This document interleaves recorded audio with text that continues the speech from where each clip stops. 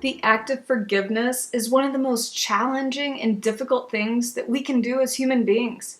When we feel hurt or betrayed by someone, forgiving can feel impossible. Why, why is it important to let go? Well, because holding on to anger and resentment can be burdensome, can be heavy.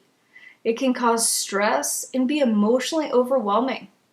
Can even cause negative physical responses in our bodies due to continually being angry. It ends up hurting you way more than the person whom you're angry with. Forgiveness is important and healthy. We all may need a different amount of time to come to that stage of forgiveness, however. And everyone comes to this conclusion in forgiveness in a different way. Some may be able to forgive more quickly, while others may need to feel angry and hurt and forgive at a later date. And that's okay too. The point is, forgiveness is a healthy release of emotion that we should work toward doing, but in our own time. I'm Dr. Shelley Sommerfeldt, psychologist and online coach with the Loving Roots Project. And today I'll be giving you 3 tips to forgiveness. Number 1, engage in empathy. This can be a very difficult task, especially when you feel hurt by someone. It's so challenging to put yourself in their shoes and practice empathy and imagine how and why they could hurt you. This is an important step, though. There's much research that points to empathy as being a key component to learning to forgive. The act of empathy can actually help to lessen our own anger by looking at the situation from someone else's point of view and help toward the process of healing. This does not mean that we will forget or that we're saying that what the other person did was okay. It just means that you're trying to understand a different perspective that will help you in your healing.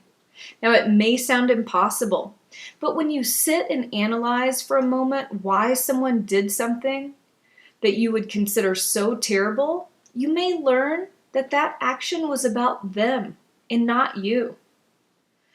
With this understanding, there is hope to release the burdensome anger.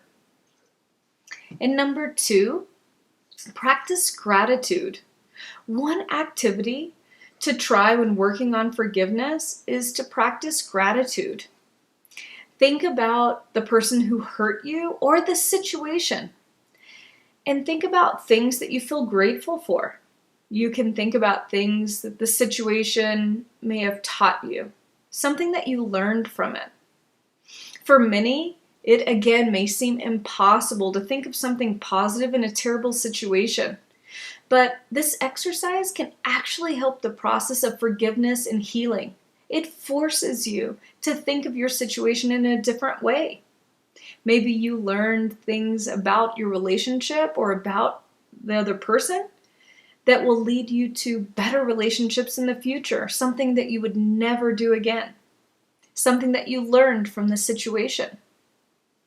And number 3, a ceremonial act of letting go.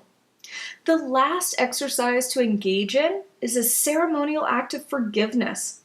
This is another crucial step to healing and letting go, which can be quite powerful and gratifying.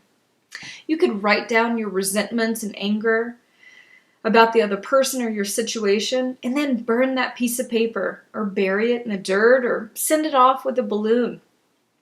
You could write a letter to the person who you're angry at and explain how terrible their actions made you feel, but never send it.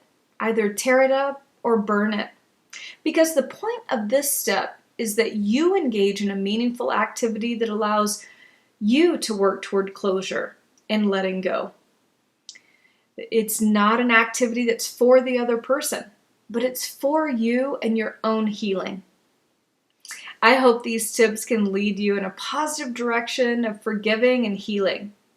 Thanks for watching.